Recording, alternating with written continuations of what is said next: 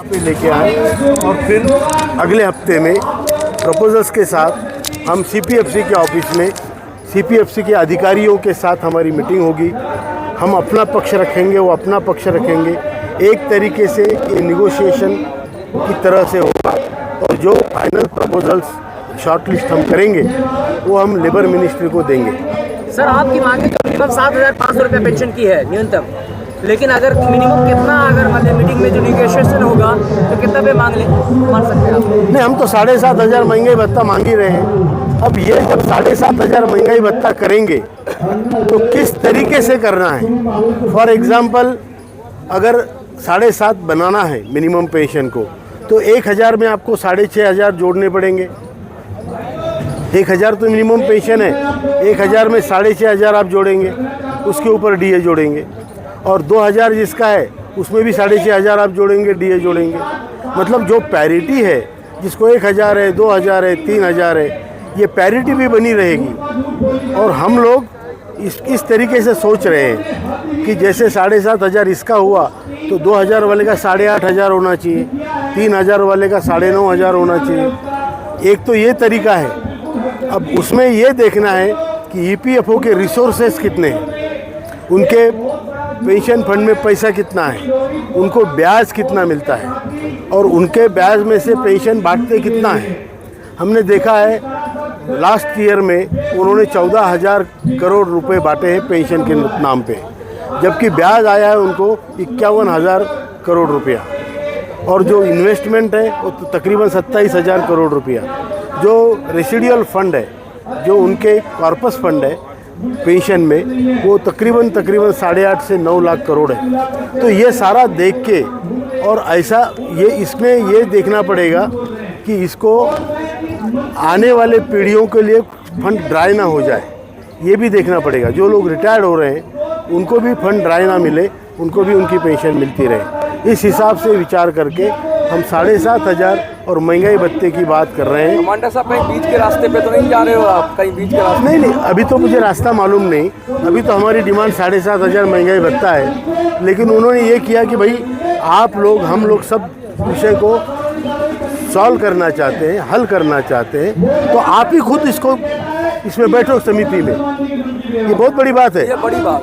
आप समिति में बैठो, डिसीजन मेकिंग में आप आ जाओ और आप लोग और जो डिसीजन मेकर्स है वो साथ में मिलके इस पे हल निकालो। तो हम बोलेंगे 7,500 हो सकता है, 7,500 का कैलकुलेशन जो भी उनका है वो देखेंगे और फिर ज़रूरत पड़ी तो हम उसमें प्रपोजल देंगे कि भाई इतना कम पड़ता है, सरकार दे। ये वो नहीं कह सकते। जब ईपीएफओ फाइनेंस मिनिस्ट्री में सब्सिडी दी जाती है उस तरह सरकार उसको कुछ हेल्प कर रही है। करेक्ट। तो अभी जैसे जब लेबर मिनिस्ट्री ने फाइनेंस मिनिस्ट्री को प्रपोजल भेजा था कि आप इतना पैसा दो, फाइनेंस मिनिस्ट्री ने मना कर दिया कि तुम्हारा सेल्फ रेगुलेटेड फंड है, ट्रस्ट है, तो आप अपने पैसों से दो, हमें क्यों मांग रहे हो? अच्छा, लेकिन हम है कि जो आंदोलन कर रहे हैं हम इस फंड से भी ले सकते हैं, हम गुहार लगा सकते हैं। अगर सरकार ऐसा कहे कि भाई आपको जो अभी रोक दिया गया है कि वृद्धावस्था पेंशन भी सरकारों की होती है, अलग अलग योजना है, तो कई सरकार ऐसा कहे कि भाई उस योजना के लिए भी आप एलिजिबल हो जाओ, थोड़ा सा पैसा उस योजना के जरिए आपको दे दे और थोड़ा ऐसा दे दे, कुछ ऐसा रास्ता निकाले तो मानेंगे आप? नहीं, देखो हमें तो 3,000 के लगभग हरियाणा में वृद्धावस्था हमें 2,500 है। तो आपका सुझाव बिल्कुल सही है, अच्छा है। अगर राज्य सरकार ये मानती है या उसका कुछ केंद्र राज्य में होता है तो अच्छी बात है। हम तो क्या चाहते हैं, हम चाहते हैं 7,500 महंगाई भत्ता, कैसे भी जो हाँ, जैसे पैसा है वो आपके मतलब मंत्रालय के, श्रम मंत्री के मंत्रालय से आए या फाइनेंस मिनिस्ट्री से आए, हम चाहते हैं हमारे लोगों के चेहरे पे मुस्कान आए। 2 लोगों के लिए सफिशिएंट हमको। कमांडर साहब, बहुत बड़ी खबर है ये, लेकिन अगर आपका लीडरशिप चूक गई इस बार, क्योंकि मौका दिया है सरकार ने आपको साथ बिठाकर, तो इसका क्या लग रहा है आपको कि सरकार का कुछ मंसूबा है या क्योंकि लीडरशिप को बुला रही है सरकार तो कुछ ना कुछ तो उसके दिमाग में होगा? देखिए मनोज जी, ऐसा है, लीडरशिप क्यों चूकेगी? लीडरशिप तब चूकती है जब उसके मन में खोट और स्वार्थ होता है। यहाँ हमें क्या लेना है, मुझे भरपूर पेंशन है, डोंट वरी, तो मुझे कुछ उनसे लेना नहीं है। मैं ये बता रहा हूँ कि हमारी जो समिति के 2-4 लोग होंगे वो हम वहाँ जाएंगे, वहाँ पर हम कैलकुलेशन में उनका साथ देंगे, हिस्सा देंगे, एक्सपर्ट से भी पूछेंगे और फाइनली हम एक नहीं 2-3-4 प्रपोजल देंगे कि भैया इतना नहीं हो सकता तो इतना करो, इतना नहीं, जो भी होता है। तो वो क्या वहाँ पे होगा मुझे मालूम नहीं है, लेकिन वी आर कमिंग प्रिपेयर।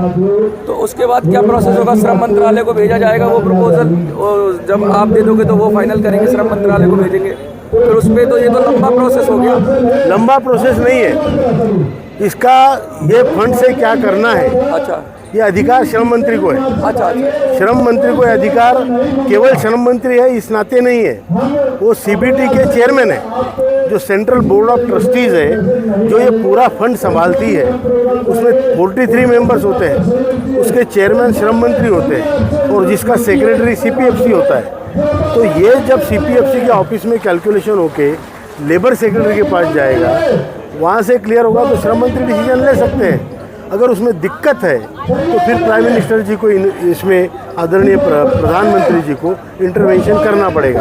क्या लगता है शुरुआत हो गई है अब ये आपके पेंशन मिलने की? क्योंकि अब तक वादा किया जा रहा था, एक आपको वो दिया जा रहा था, कहते हैं कि आगे के भरोसा दिया जा रहा था, लेकिन अब आपको बुलाया जा रहा है, तो क्या लगता है कि शुरुआत हो गई है आपकी जो प्रक्रिया की पेंशन मिलने? बिल्कुल शुरुआत हो गई है। हमारे पास 1 महीना है, हम फिर 4 दिन में वापस आ रहे हैं, इसलिए हम सिर्फ घर में जाके वापस आ रहे हैं।